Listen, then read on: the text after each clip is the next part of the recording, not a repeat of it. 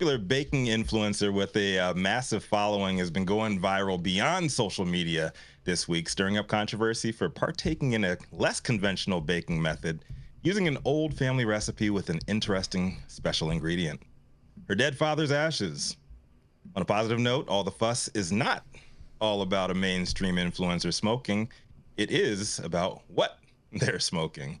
Her name is Rosanna Pansino, and she's a YouTuber known best for her 14.6 million followers for posting traditional baking content.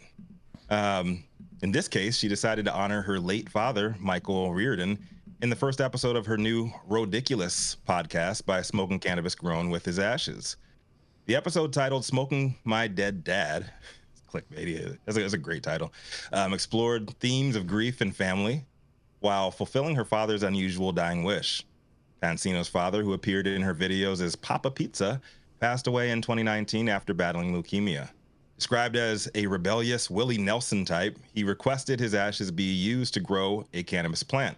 Pansino fulfilled this wish alongside her family, including her mother and sister, who toasted his memory with whiskey that he brewed also. The podcast featured grief expert David Kessler and included reflections on the lasting impact of loss. She teamed up with a influencer within the cannabis community, Ninja, popular grower, who actually helped her from the scratch there. It's a pretty cool video if you guys get a chance to check it out. Pansino recalled her father's life lessons and their shared bond, likening the cannabis ritual to a cigar that they once shared on her 18th birthday. She dedicated the emotional episode to her father and hinted that future episodes would be less dramatic. When I saw the headline, the first thing that came to mind for me was the old urban legend about the Outlaws claiming that they smoked Tupac's ashes after the GOAT MC died back in the 90s. Group member Edie Amin confirmed on DJ Vlad's channel more recently that the story was indeed true. I, for one, think that there would be no better way for my loved ones to honor my memory than roll at least some of my cremated ashes up and smoke them. And I love the fact that Pansino chose to lace the soil of the plant grown from scratch rather than sprinkling the ashes directly on the joints. Because I know some of the headlines covering this story were misleading and insinuate that she did that. More like the Tupac and Outlaws story. But either way, I thought it was actually a touching story and a great way to show love to Pansino's late stoner dad, Papa Pizza. Also a fantastic PR stunt to kick off her new podcast. What do y'all think? Is this a rare case of an individual being both ashy and classy? I'm Rico Lamitte, the dopest dad on the street for High at Night News. What y'all think? I see what you did there. I feel like this would mess up the taste of the weed, though. No, why would Jason? It would just be in the soil. Jason, using potash is something that people do all the time to enrich soil, right? So, like, if you're sprinkling it in the weed, like Rico, I'm not rolling you up and smoking you. Sorry, I love you very much, but you're just gonna have to observe from the sky or wherever you are. You just sprinkle my ashes over the ocean, putting it in the soil is fine. I don't know. Yeah, it's high in potassium. That's where the word potassium comes from potash. Ooh. Look at that. I know that little etymology. Look at that, Omar.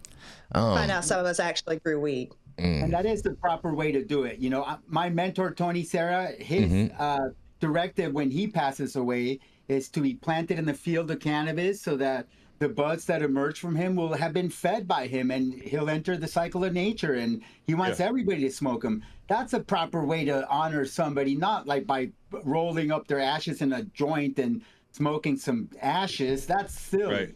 Kind of nasty. Yeah, that's what I was envisioning is a scenario like that. But Omar, that's interesting because I know both of my parents have been asked to be cremated. One of them wants me to sprinkle their ashes into the ocean, and the other one wants me to use their ashes as fertilizer and plant a tree with their ashes. Love it. Plant a redwood tree that will live forever. Yeah. That's a good idea. Okay. Maybe we'll. It's a great idea. Yeah. I'm not mad at that. I'm a fan. I don't think it was as controversial as people are making it out to be. So no. Yeah, I think it was like the misleading headlines everywhere that she smokes her dad's ashes. Like it's like she actually did sprinkle it on. The that's what I was envisioning. That. Yeah, Outlaws said that they did just that with Tupac's ashes. They actually did smoke. But how did they do that with Tupac's ashes when Tupac is still alive? I think you answered your own question, Jason.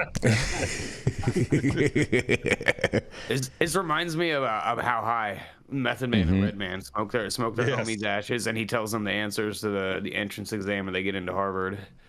I wonder if she's had any supernatural encounters with her father since smoking his ashes. Yeah, and it was crazy to hear that was actual true story too. You know?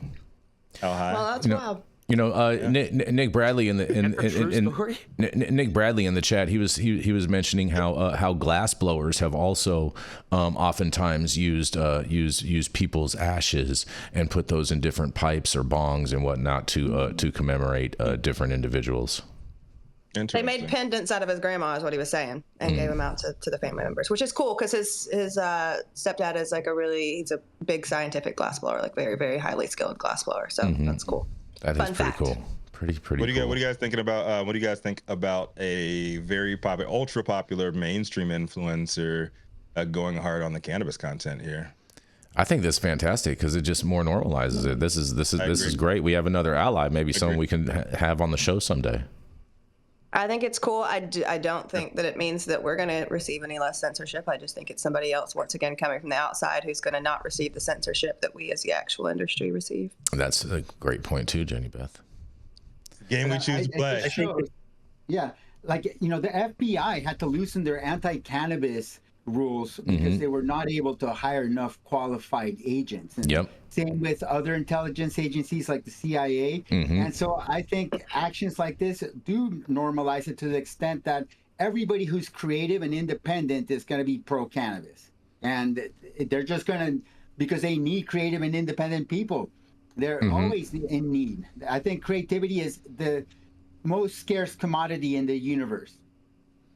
I think if people are upset about this, it's because they have a cultural reaction. We're still a bit touchy in our society about what to do with death and, the ashes and remains and things like that. But if you talk about it and think about it, it's like my grandfather wanted to be, his ashes next to a tree, so we did that. Nobody cared about that. But what's the difference between that and putting them next to a cannabis plant? Nothing. It's just, it's marijuana. So what? We need to have the discussion and more normalize this because really, who gives a shit what you do with your ashes? Okay, it's all cultural, what people get upset about. I think the world is running out of anti-cannabis people, which is a good thing. So hopefully. Yeah, and very well, quite possibly be. I mean, every day we get closer and closer and closer, but I don't think we're going to see that in our lifetime, Rico. Just saying. Well, on that, we're going to roll into a commercial and we're going to be right back.